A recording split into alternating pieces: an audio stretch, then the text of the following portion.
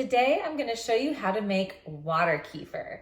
Kefir is a super probiotic, really delicious, low sugar drink that I've recently started getting into and my whole family enjoys it. I used to make kombucha, which also is a really great probiotic drink, but it was higher in caffeine, and this is a caffeine-free, low sugar option that really tastes delicious and is a great replacement for soda. There are so many different ways to make water kefir. You can also make a milk kefir. And honestly, I love raw milk, and I would have gotten started with raw milk if I wasn't given kefir grains specifically for water. So today I'm going to show you the water kefir, but first make sure to subscribe to my channel for more homemaking and health and homesteading content. Let's dive in. So what's the big hype with probiotics anyways? Well, the reason why probiotics are important is because our gut contains 70% of our immune system, and our gut has its own little microbiome of beneficial bacteria that gets destroyed through pharmaceuticals, antibiotics, toxin exposure, and when we have an imbalance of gut issues, that leads to autoimmune disorders. This is a whole rabbit hole that you could go down, but the fact of the matter is, the more gut happy you are, the healthier your body is going to be. And so I love to include probiotic rich foods like this water kefir. And this is really simple. Materials that you're going to need are 2 half-gallon jars, some live kefir grains, figs. You could also use raisins or prunes, some raw sugar. I like to use my little funnel here and strainer, a couple of lemons, and I'll explain why soon, and some clean, breathable kitchen towels. The very first thing I'm going to do is fill both of these halfway. That's going to be 4 cups with just cool, clean water. And I'm doing a half jar of water because eventually I'm going to combine these. So 2 jars halfway full with water. I'm adding a 4th cup of the sugar to each jar. I'm going to give that a generous stir until it dissolves. Now, if you're wondering, how is this a low sugar beverage when you're adding a 4th cup of sugar to each jar, totaling a half a cup? It's low sugar because as the kefir grains are fermenting inside this jar, they're actually eating up all that sugar. So that's where the sugar goes. It goes into the kefir grains, which you don't eat.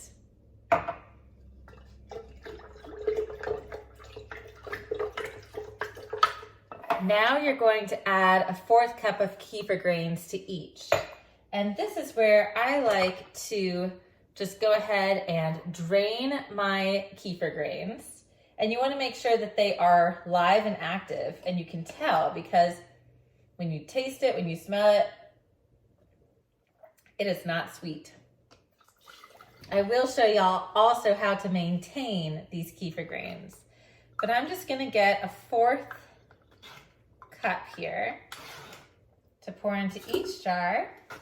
And I'm going to go ahead and put a little dash of this into both jars. This actually contains the live probiotics that the kefir grains were in. So it's always a good idea just to add a smidget back in. Now, the reason why I add these lemon wedges is because they can prevent a type of yeast called calm yeast to grow on top, which is harmless, but it can affect the flavor of your water kefir. I'm also adding 1 fig to each in order to help the fermentation process. I'm going to give them one more little stir. Make sure everything is mixed in nicely. And then I'm going to cover them with a clean, breathable kitchen towel. And I'm going to let them sit for 2 to 4 days. 2 days if your kitchen is warmer, 4 if it's a little bit cooler. And you will notice the fruit rise to the top when it's ready. And you can also taste it. You want it to be a balance of sweet and fermented, so a little sour. I'm gonna store these in my pantry for the next 2 to 4 days. While I wait for those to ferment, I'm gonna show you how you can feed and maintain your starter. So it's really easy. Your grains will multiply with every brew, and the best thing I can say is to just give this to your friends. Once you've fed some of your kefir grains, give a jar to your friends because you will forever have kefir grains. What I'm gonna do is I'm just going to strain out the liquid.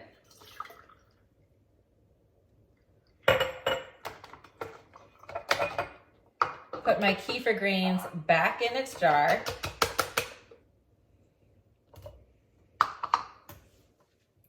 And I'm gonna fill this up almost all the way full and add a tablespoon of sugar.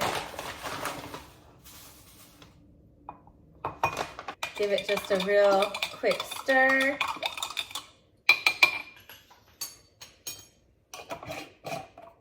And plop it in the fridge. You can store kefir grains this way for as long as you want, really.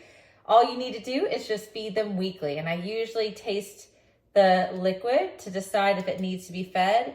And the liquid is delicious. You could add some juice to it, but I like it straight.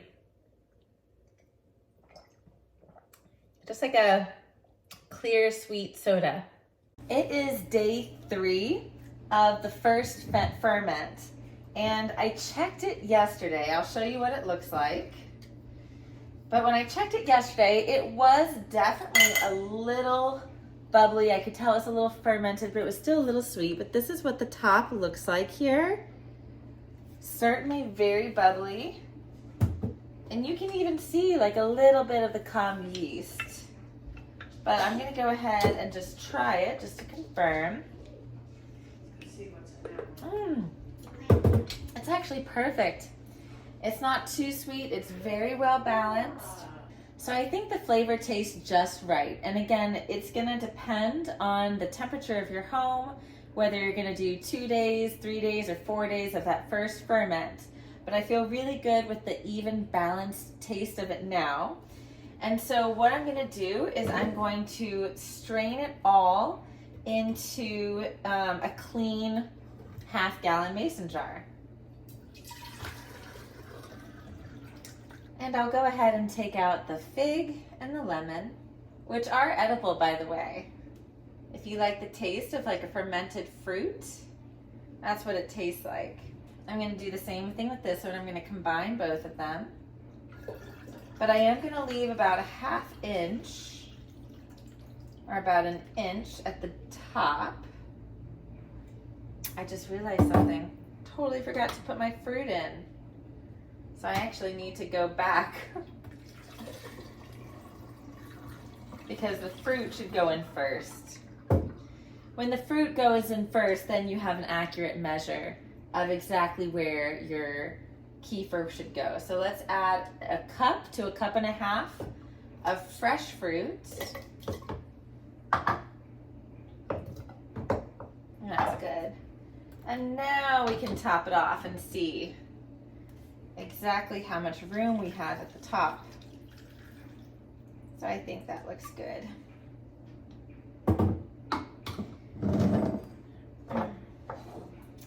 Now they have a bunch of different methods for doing the second fermentation. I have chosen to go with this half-gallon jar method because it's really easy and really convenient. Some people will do the second ferment in flip-top bottles because the next important step in the second ferment, which is going to happen for about 24 hours, is burping your kefir. It's going to build up pressure and gas. I have used little burping lids that are specifically made for fermented things that will release gas. But when you use those, they don't really build up as much bubbles. And so I think whether you're going to use a flip top bottle or something like this with a closed lid, then you're going to get the most fizziness. You don't also have to use fresh fruit. You can use a fruit juice.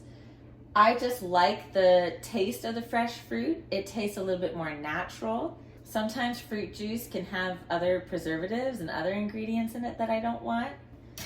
So I'm just gonna stick with this. Now I'm not going to tighten the lid super tight. I'm just gonna do kind of like one twist around. And you're gonna wanna make sure to burp it every 6 to 12 hours. It's early evening for me right now, so I'll have to take a look at it and decide before I go to bed if I wanna go ahead and burp it. I probably will. And then I'll let it sit overnight, and I'll show you how I burp it in the morning. So now what I've got are some kefir grains that I have multiplied, and I need to store it in a bottle and feed them and continue the process. To collect my grains out of here, I'm just gonna pour it all here, because I have a feeling that I'm gonna have extra liquid.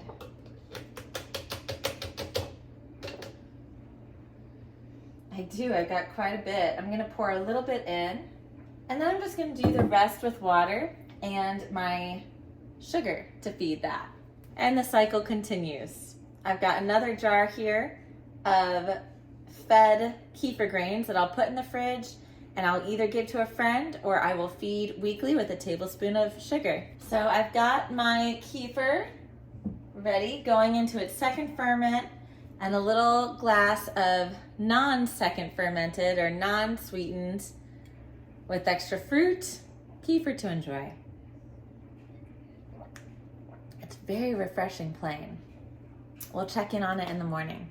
All right, it's been a little over 24 hours, and I think that there might be like a bend or something in my metal lid, because I've tried burping it twice and it hasn't really let out like a little poof of gas.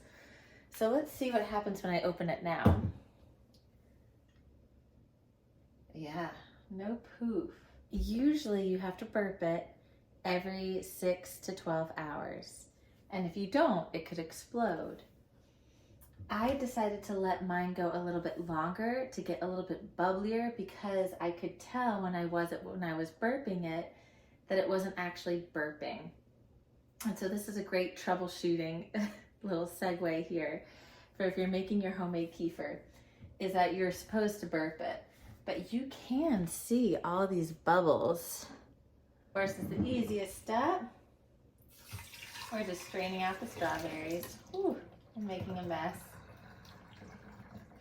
There's some good probiotic material at the bottom that I want to keep in there, so I'm gonna pour that in. Oh gosh, just so messy.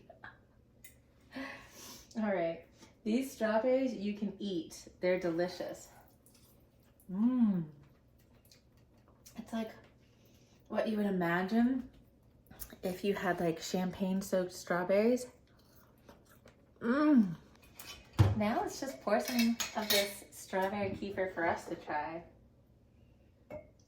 When you first start out drinking kefir, you want to do like a half glass at a time. With it being so full of probiotics, just like any super probiotic drink or food, you want to do a little bit of it at a time until your gut gets acquired to it and you can handle all the awesome millions of probiotics.